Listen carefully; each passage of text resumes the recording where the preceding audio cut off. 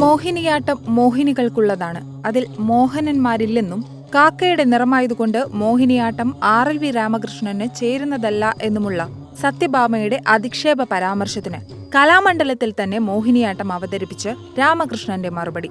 വർണ്ണജാതി വിവേചനത്തിന്റെ പേരിൽ ഇരയാക്കപ്പെട്ട രാമകൃഷ്ണൻ ഗണപതി സ്തുതിക്കു ശേഷം മോഹിനിയാട്ടത്തിലെ വർണ്ണവും കീർത്തനവും ആടുമ്പോൾ നിറഞ്ഞ സദസ്സ് ആകാംക്ഷയോടെ കണ്ടിരുന്നു.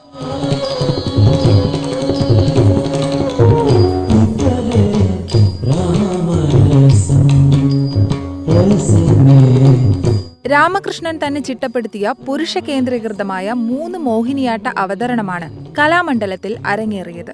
ഗണപതി സ്തുതിക്കു ശേഷം രാവണൻ എന്ന ആദ്യ ഭാഗവും ജടായു മോക്ഷം എന്ന 2ാം ഭാഗവും അദ്ദേഹം പകർന്നാടി. രാമായണത്തിൽ ഹനുമാൻ തന്റെ മാറ് പിളർത്തിക്കാട്ടുന്ന സന്ദർഭം രാമകൃഷ്ണൻ കാണികൾക്ക് മുൻപിലേക്ക് എത്തിച്ചപ്പോൾ കാണികളും നൃത്തത്തോട് അലിഞ്ഞു ചേർന്നു.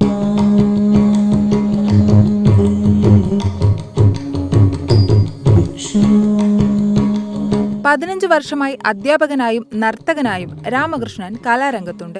കലാമണ്ഡലത്തിൽ നിന്നും MPhilഉം PhDയും നേടിയ രാമകൃഷ്ണന് കലാമണ്ഡലം വിദ്യാർത്ഥി യൂണിയനാണ് കൂത്തമ്പലത്തിൽ വേദിയൊരുക്കിയത്.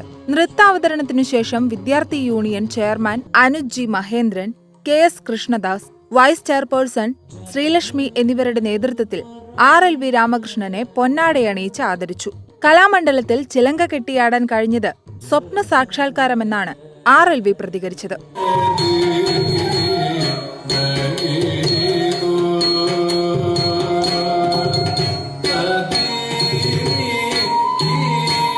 എൻ്റെ നൃത്തജീവിതത്തിലെ ഏറ്റവും പ്രധാനപ്പെട്ട ഒരു വേദിയായിട്ടാണ് കലാമണ്ഡലത്തിൽ പഠിക്കാൻ വന്നത് 2007 മുതൽ 2017 വരെയാണ്. അതിനു മുന്നും മോഹിനിയാട്ടം എന്ന രീതിയിൽ കലാമണ്ഡലത്തിന് വെളിയിലായിരുന്നു.